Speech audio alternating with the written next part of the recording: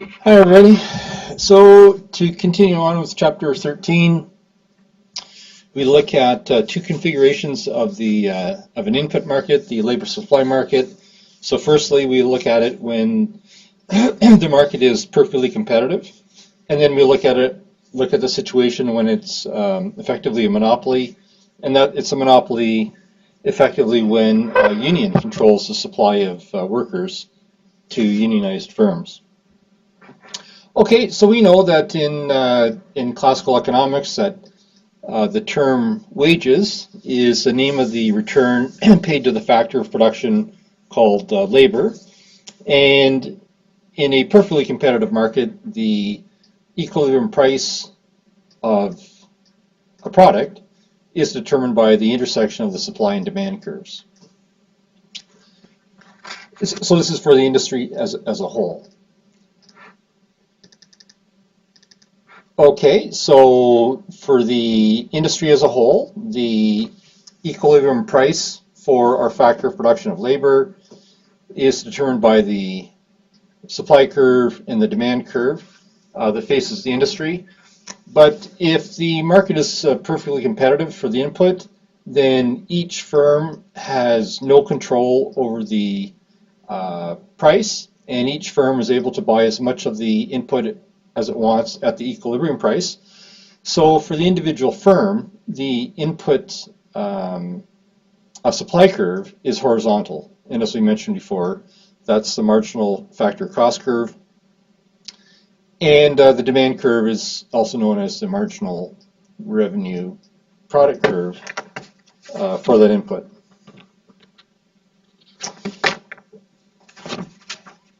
So if the input market is perfectly competitive, the individual firm can buy as much as it wants at the equilibrium price. And if the firm tries to pay less than that equilibrium price, because the curve is perfectly elastic, if it tries to pay less than that, it won't get any of the supply. Okay, so we have some factors that can affect the horizontal location of the supply curve for the industry. So first factor here, it's not even on this little chart here. The first factor is wage rate in other industries. Wage rate in other industries that workers could work in. So here we have the input market. So if the wage rate in our industry, if the supply curve in our industry is here, and the price of labor is increased in a competing industry, and our workers can shift to the other industry, then the supply curve for labor facing our industry will shift to the left. So it's a change in the supply of labor to our industry. Okay, so another factor that can change the horizontal position of the supply curve of the input in our industry is changes in working conditions in our industry. So if we improve the working conditions in our industry, then the supply curve of that input should increase to our industry. And then finally is job flexibility. So again, if we add some job flexibility to the workers in our industry, then the supply curve, the supply of labor to our industry should increase. If we make the workplace more worker friendly, then that should attract more people to our industry.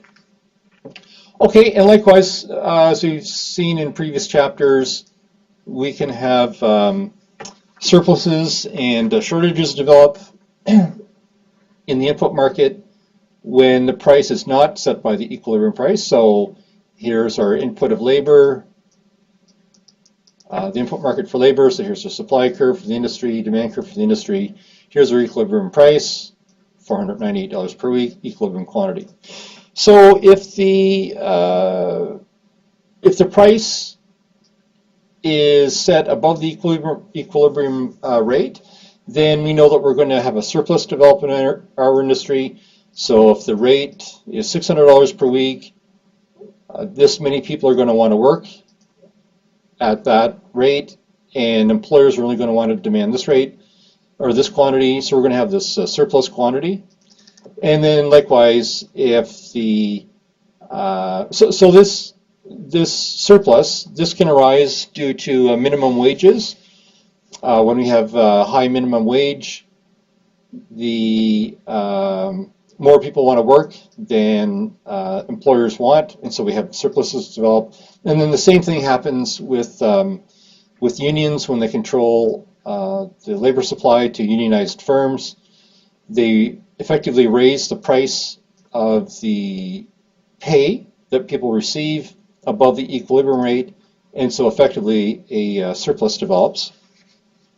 Okay, and then likewise, if the price is set below the equilibrium price, then employers are going to demand more at that low price than people are going to want to supply, and so we have a shortage develop. So that same concept of surpluses and shortages apply or can apply in input markets as well as output markets, as we saw earlier. Okay, so this next little section deals with the effect of unions on the labor market. Okay, so I have some slides here. The book mentions that in recent history, the rate of unionization across Canada and the United States has been in a long-term downcline. So this is the United States. Here's the data for the United States from 1973 to 2011. Rate of unionization. So here's our year. Number of employers or number of employees that are unionized, and we've seen this long-term downward trend. So that's in the United States, and the same trend is also found in Canada. So again, here's Canada. Unionization rates, so here's our years on the bottom, rates here, and this breaks it up by women, men in both sexes. But again, we see that same long-term downward trend in rate of unionization. And then just kind of out of curiosity, so the same thing, the same trends are found across all the provinces in Canada. So 1981, 1999, 2012, and again we've seen that rate of unionization on the y-axis.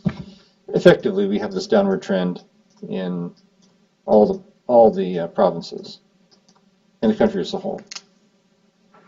Okay, and then just another interesting fact about unionization rates in Canada. So this is the most recent data that we have, but in Canada, in 2012, approximately 30% of the workforce was unionized. And when we look at the distinction between the private sector versus the public sector, in 2012, in the private sector it was about 16.5%, and in the public sector it's just about over 70%. So it's slightly higher. Well, not slightly higher, but unions are more popular in the government sector than in the private sector. Okay, let me just go back. Whoops.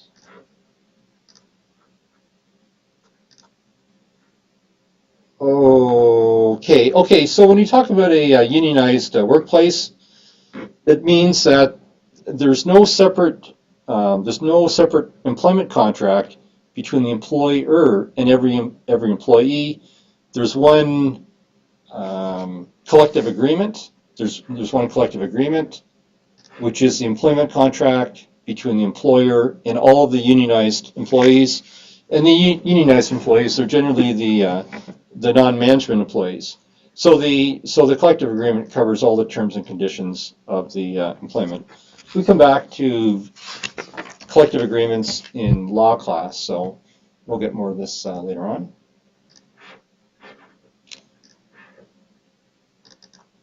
Oops. Oh, okay. So actually, while we're here, so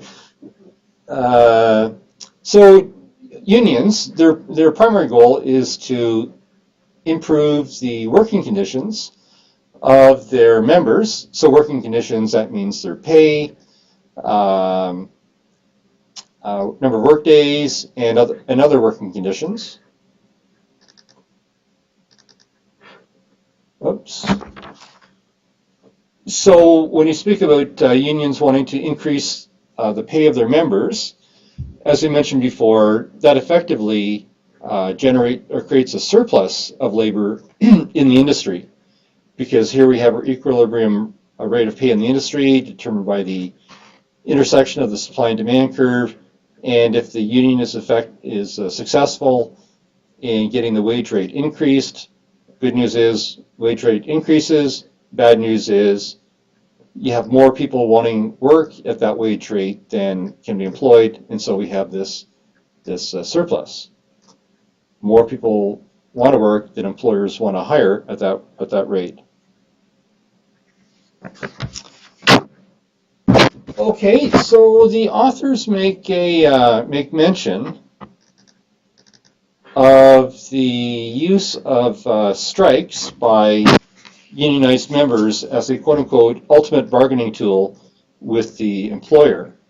Because if the unionized employees go on strike, then they're not doing any work and the employer's not making any money. But it seems to me that this view of a strike as an ultimate bargaining tool, it's not necessarily an ultimate bargaining tool. It's a potential ultimate bargaining tool, because the mere fact that you have a strike or a threat of a strike doesn't necessarily intimidate all employers. And I have an example of this, a recent example. Let me go back. Just a sec. Oh, there we are there. So, a couple years ago, there was a strike in BC at IKEA. At IKEA, the big Scandinavian furniture store, and the strike lasted 17 months. So the mere fact that the IKEA employees threatened to go on strike and they actually went on strike obviously didn't intimidate the employer too much to want to get back to the bargaining table and capitulate to union demands. Not if you're on strike for almost a year and a half. Anyways, so although a strike can be a potentially ultimate bargaining tool, it's not necessarily an ultimate bargaining tool. Okay, so let's go back. Okay, so and we'll come back to this in the law class, so don't get too excited by it at the moment. But anyways, in a unionized workplace, yes, employees have the right to go on strike. However, they cannot go on strike at any time. They can only go on strike. They can only legally go on strike at a particular time.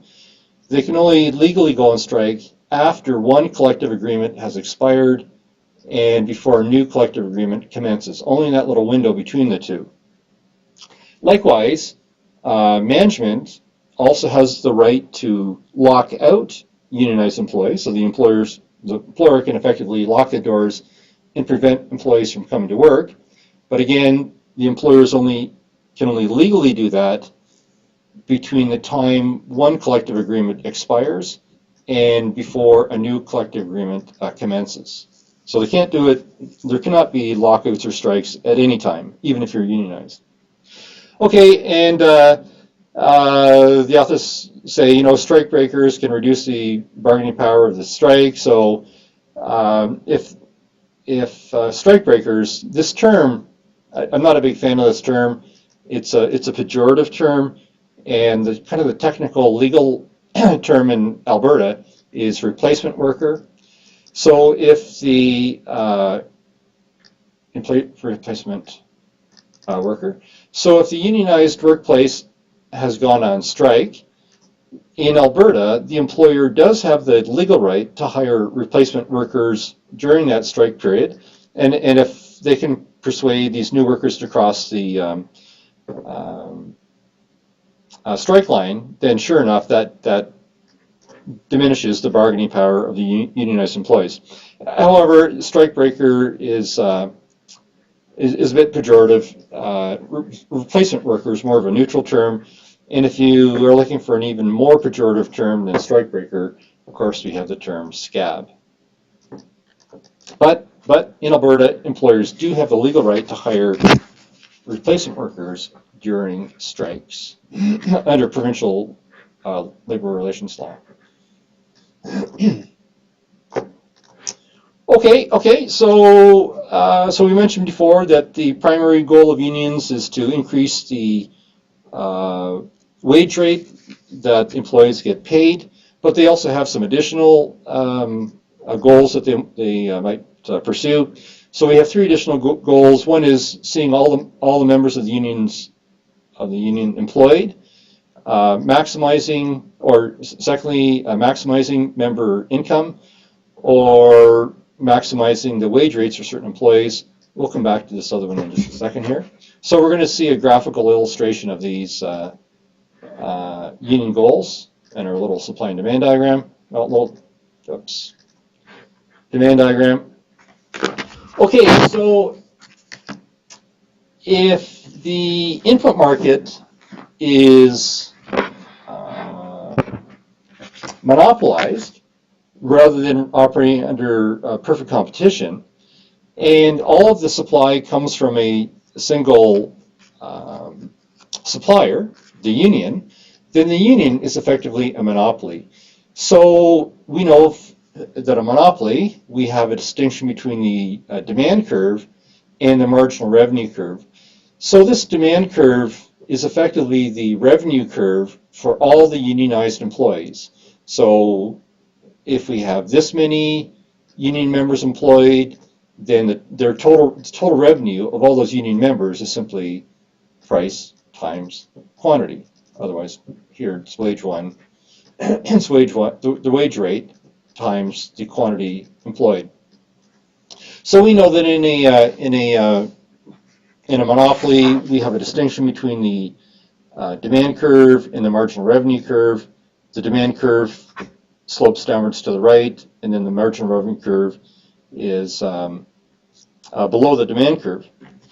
So if the goal of the union is to see all of its members employed, then the applicable wage rate should be, here's the quantity of, here's the number of members of the union.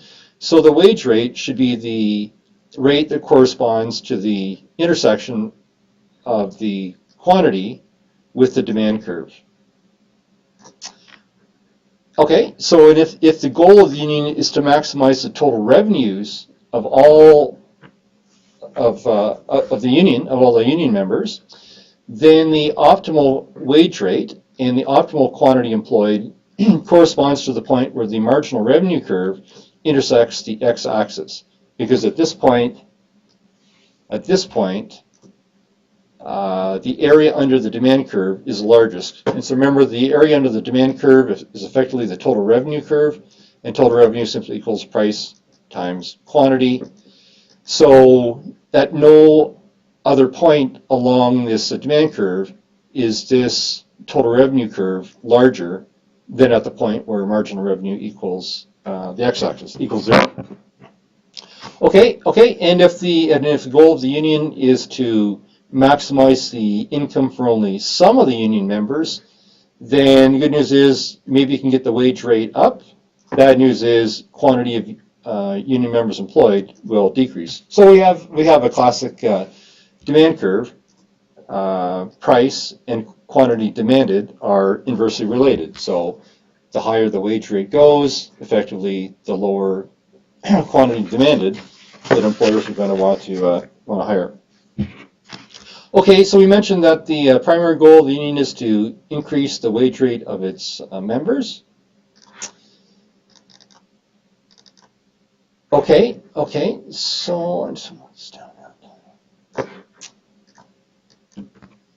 so the union has two potential strategies for increasing the wage rate of its members, and unfortunately they're both diagrammed on this little on this diagram, and it kind of makes it a bit of a mess. Anyways, so the first initiative is to limit the number of members in the union. So here's our supply curve. Here's our demand curve for labor. Here's the supply curve for labor, and the equilibrium wage rate. It corresponds to the intersection of the supply and the demand curve, as we've seen all along. So if the union is able to restrict the number of members in the union, then effectively the supply curve becomes a quota. And that's what this S2 curve is. It's a quota that we saw, I think was back in chapter 6. And so they restrict the number of members in the union, and the wage rate increases to the point where the demand curve intersects the new quota line, the new vertical supply curve. And the second way that unions can try to increase the wages for their members is by increasing the demand for labor. So, and this is the second, I'm just going to go to a different color here. So this is the second approach that's illustrated in this diagram. So here's the supply curve for labor, here's the original demand curve for labor, and if the union can increase the demand for labor, then the equilibrium price can increase from E1 up to E3. So there's several ways that unions may be able to increase the demand for labor. One is by increasing worker productivity. That'll shift the demand curve to the right. Secondly, the union might be able to increase demand for union-made products amongst consumers. So I have a little example of this. I'm going to have to clean this page, but I have a little example of this. If you look really carefully on some beer labels, and this is very difficult to see. But anyways, if you look very carefully on some beer labels, for example, sometimes we see it says union made. I mean, this is just not a very good clear picture, but it says union made there. And I mean, so conceivably, if some people are biased in favor of buying union-made products, then maybe when they see this label, that will convince them to buy Molson Canadian. I have a bit of difficulty believing that such a small little label like this would have much of an impact on people's buying habits, but what the heck, that's just my opinion. Okay, and then the third way that the union might try to increase the demand for labor is by trying to decrease the demand for non-union made products. And I think the example in the book is trying to discourage imports because they're certainly not made by our union members if we're unionized. Okay, so the authors then ask a little question. They ask, how effective are unions in attaining their goals? And there is some evidence suggesting that unions are successful in increasing wage rates. And there's an example in the book that in I think it's the airline industry, wage rates for unionized airline employees are about 50% higher than in non-unionized airline industries.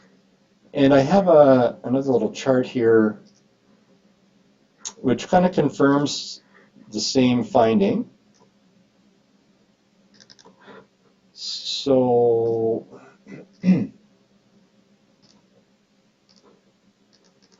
okay, so this is from 2013. Oh, these are American stats. Sorry, these are American stats. Anyways, I don't think there's any problem with American stats. So here we have unionized workers, so wages, benefits, other. Total cost for unionized is $35.95 per hour, whereas the corresponding pay rate for non-unionized workers is $22.49 an hour, and so that's a difference of $13.46. So it's about almost 40% higher the total pay in unions is about almost 40% higher than in non-union in the United States. And I think this is the construction industry. Anyway, so there is some evidence that unions are successful in achieving their goal of higher wage rates. But the drawback is, of course, reduced employment. Anyways, okay, so the authors also asked the question, are unions effective in increasing productivity? And they say that the traditional view of unions is their effect on employers is what's known as feather bedding, which really means that the employer ends up having to hire extra workers because the union is successful in saying that only certain types of work can be done by union members. And so the employer doesn't have as much flexibility with its employees, and so the employer ends up having to hire extra people. So that's the traditional view of whether or not employers can increase productivity. So obviously the traditional answer is no. And so the more modern answer is if the unions are able to reduce worker dissatisfaction due to the union's ability to help resolve disputes between the employers and the employees, employers and employees, then perhaps productivity amongst the employees can increase. And the authors mentioned that there is some evidence that there are lower turnover rates in unionized workplaces than in non-unionized. However, it's not clear if this reduced level of turnover is due to the so-called peacekeeping role of the unions or whether it's due to the higher pay, because it may be that if people are receiving higher pay because they're unionized, they're less inclined to change jobs because maybe their next job won't be unionized and they won't get as much pay. So it may be that the reduced turnover is due to higher pay rather than sort of the potential mediating role the union plays in disputes between the employer and the employee. Okay, so the authors kind of finished this section with a list of some benefits of unions, but I don't actually believe the wording on this slide here is correct. I think it's more properly to say it's an effect of the unions, not necessarily benefits. Anyways, so the first benefit is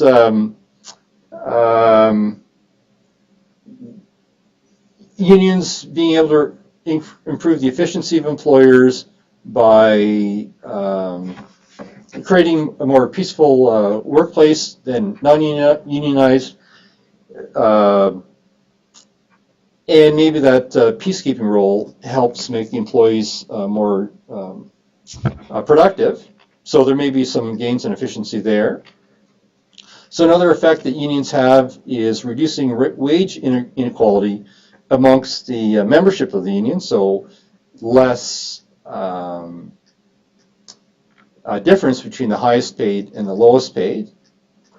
And then the third one here, it says that there is some evidence that unions do reduce profits of employers, because I guess if you're having to pay your union workers, 40 to 50% higher than non-unionized, that's going to come out of the employer's pocket, so that reduces profits. However, I'm not convinced that the mere fact that unions have this effect of reducing profits, I'm not sure I would call that a benefit, because if the employer is paying too much out to employees, it may be that A, the employer is going to go bankrupt, or B, they're just going to close down because they're not making enough money. So I don't know if you want to call that beneficial or not.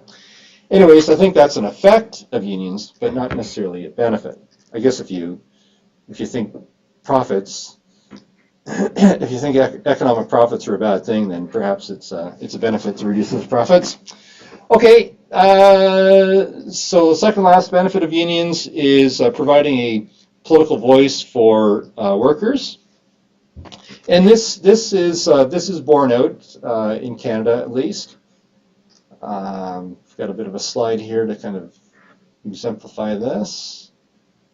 Okay, so, oops. Okay, so we know in Canada, in first Monday of July, we have a holiday across Canada called Labor Day. And so where did this extra vacation come from? Well, it originated through the union movement. And there is no doubt about it that over the decades in Canada, unions have been responsible for, I'll say, fighting for quote unquote fair wages, improved working conditions, compensation for workplace injuries, and more equitable labor relations. And these are all positive contributions to society. So, fair enough, unions deserve to be recognized for those contributions, and that recognition comes in the form of this holiday every year. Of course, Americans get the same holiday, so. Okay. And, okay, so final benefit of unions is improvement in workplace stability. So this is due to the mediating role that the unions can play between the employer and the employees. And then the authors also mention a couple of drawbacks of union laws. So in Canada, union members if you're in a workplace that's unionized under the so-called RAND formula. RAND formula means you have to pay union dues even if you don't want to be a union member. So because unions often have a monopoly on the labor supply, if you want to work for an employee, you're going to have to cough up union dues. So that's a bit of a drawback from the perspective of employees who might not want to be union members. And then the second drawback of union laws in Canada is that we have no what's known as right-to-work laws. In the United States, they have laws known as right-to-work laws that make it illegal for employers to force employees to pay union dues as a condition of employment. But we don't have those right-to-work laws in Canada.